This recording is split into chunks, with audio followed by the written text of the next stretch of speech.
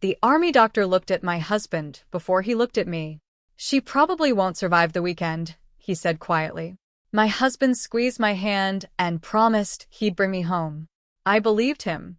3 hours later, in the middle of a blinding snowstorm deep in the Colorado mountains, he stopped the truck. He dragged me into the snow, tied me to a frozen pine tree beside my retired Army K-9. Rex smiled and whispered, "At least the wolves will finish what I started." Then he drove away. What he forgot was one simple military truth. Army dogs never abandon their soldiers. My name is Emily Carter. I'm 31 years old, and for 12 years I served as a combat medic in the United States Army. Most soldiers remember the sound of helicopters or gunfire. I remember the steady footsteps beside me. Rex, my military working dog, never cared about medals or rank. He only cared whether I made it home alive. Through deserts, mountains, and deployments that seemed endless, he never left my side. When I finally retired from the Army, I thought the hardest battles were behind me. I was wrong. Years of exposure to harsh environments and repeated injuries caught up with me. What started as constant exhaustion became a serious autoimmune illness that attacked my body faster than doctors expected. Some days I could barely walk across my own living room without needing to rest. The Army doctors did everything they could, but every appointment ended with another warning that recovery would be slow and uncertain. That was when my husband, Daniel, became everyone's definition of the perfect spouse. He drove me to appointments, filled prescriptions, and smiled kindly whenever nurses praised his devotion. Friends told me how lucky I was to have someone who never complained. I believed them because I wanted to. After everything I'd survived overseas, trusting my own husband felt like the easiest decision I'd ever made. Looking back now, I can see the warning signs hiding in plain sight. Daniel suddenly became very interested in our finances. He insisted on organizing every insurance policy, every bank account, every legal document. Whenever I was exhausted after treatments, he'd gently place another stack of papers in front of me. "Just routine updates," he'd say with an encouraging smile. "You don't need to worry about any of this." His mother visited more often too. She always treated me politely, but there was something unsettling about the way she'd look at Daniel whenever she thought I wasn't paying attention. One afternoon, as she helped him clean the kitchen, I overheard her whisper something that made me pause. "Sometimes," she said quietly, "life asks good people to make difficult decisions." I told myself she couldn't possibly mean what it sounded like.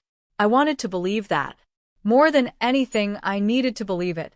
3 days after that conversation, my conditions suddenly became worse. The Army hospital admitted me for observation, and after 2 nights of tests, an exhausted doctor stood beside my bed with the kind of expression every patient dreads. He explained that my immune system was shutting down faster than expected.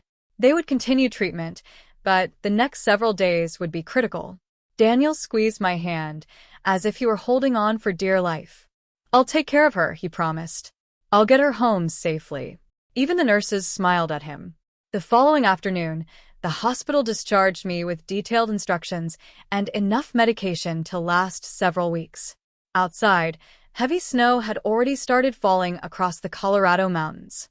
The weather reports warned drivers to avoid unnecessary travel before the storm became dangerous. Daniel insisted we'd be safer leaving immediately. Rex climbed into the back seat without hesitation, settling quietly behind me. Even after retirement, he never seemed completely off duty. Every few minutes, I caught him watching me through the gap between the seats, his calm brown eyes never leaving my face. For nearly an hour, everything felt normal.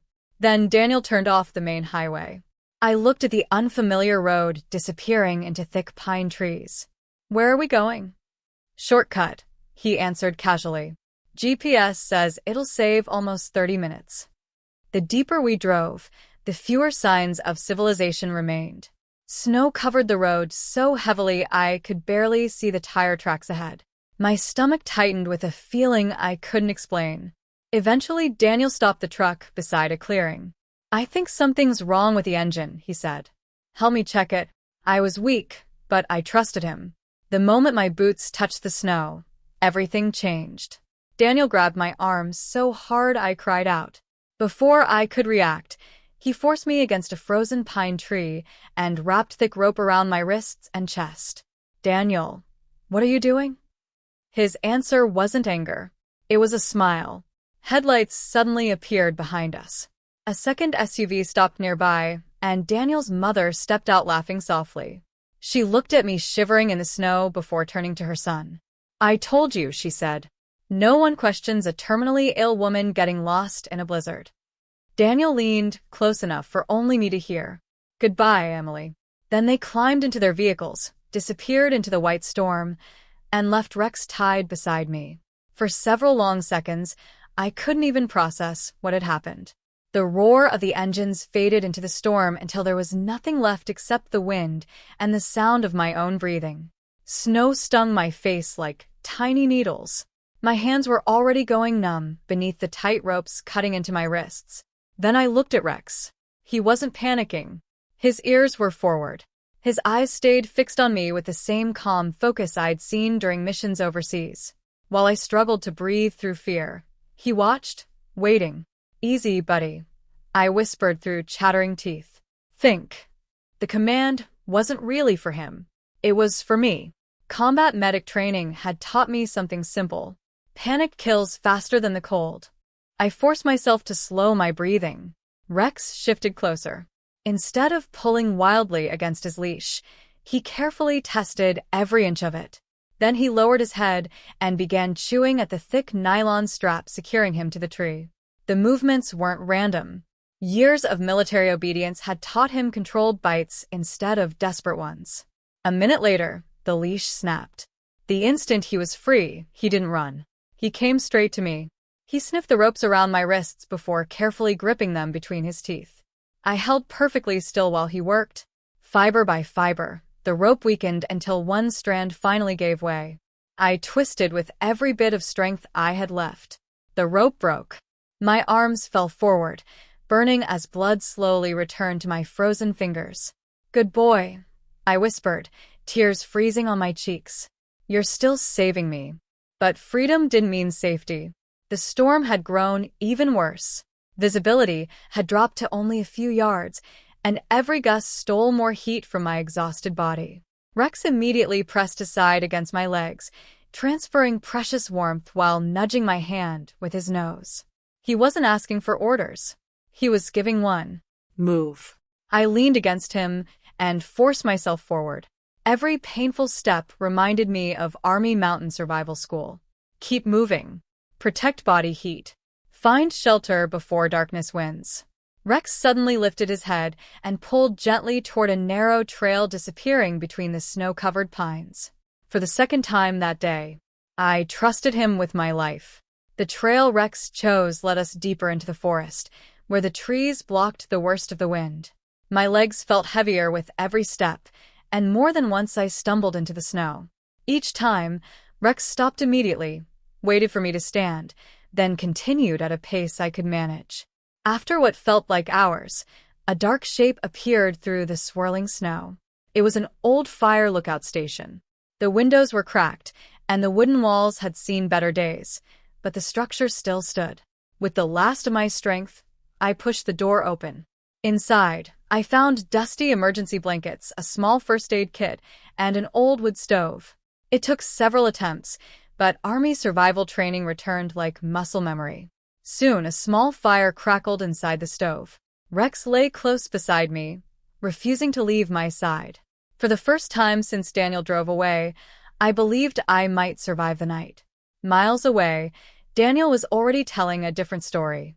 He called emergency services, his voice shaking with practiced panic. He claimed I had become confused during the storm, wandered away while he searched for help, and disappeared before he could reach me. By the time deputies arrived, he looked exhausted, frightened, and completely cooperative. Everyone saw a worried husband. No one saw the man who had tied his wife to a tree.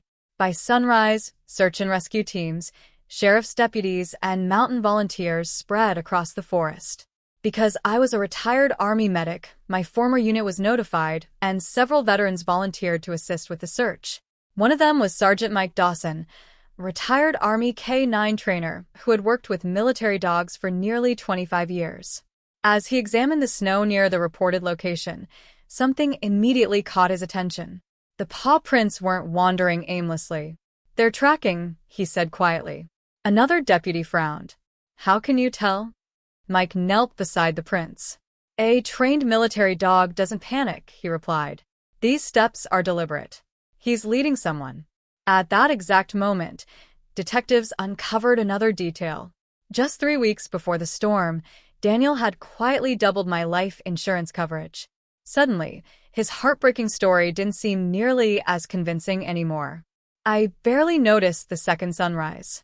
The warmth from the tiny fire had faded during the night, and every movement felt slower than the last.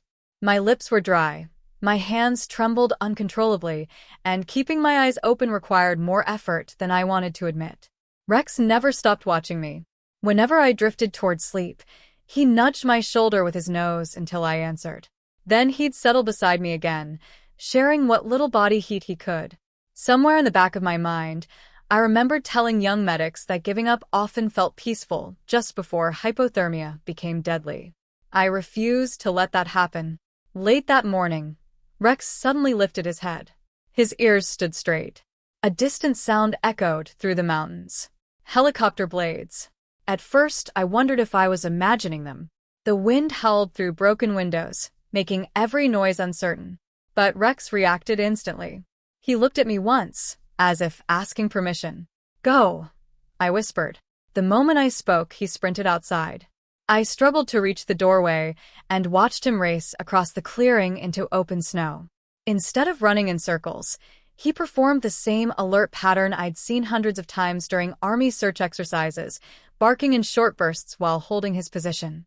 The helicopter banked sharply. It had seen him. Minutes later, 2 rescue specialists followed Rex back to the lookout station. One of them froze when he saw me. "She's alive." Those were the sweetest words I'd ever heard. As they wrapped me in heated blankets, I grabbed the sleeve of one investigator before exhaustion pulled me under again. "My husband," I whispered. He tied me to a tree. The room went silent. No one dismissed my words. Inside the rescue helicopter, I caught one last glimpse of Rex sitting beside the open door, refusing to board until he saw me safely secured. Only then did he jump inside. By the time we landed at the hospital, detectives had already obtained warrants for Daniel's truck and phone. GPS records placed him miles away from the route he claimed to have taken. Traffic cameras captured his mother's SUV entering the same forest. Forensic teams recovered rope fibers matching those found on my coat. Daniel's perfect story had begun when I woke up again. The bright hospital lights above me looked strangely familiar.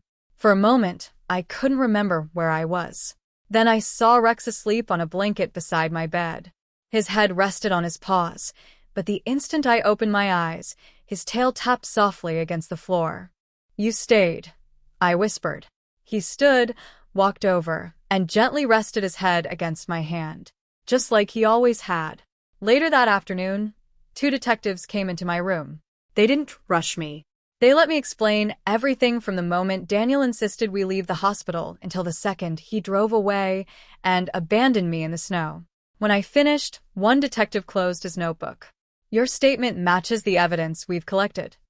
For the first time since the storm began, I felt something I hadn't allowed myself to feel: relief. The investigation moved quickly. Daniel and his mother were interviewed separately. At first, both insisted the entire incident had been a tragic accident caused by the blizzard. But as investigators compared their timelines, small contradictions became impossible to ignore. Daniel claimed they had never left the highway. His mother admitted taking the forest road.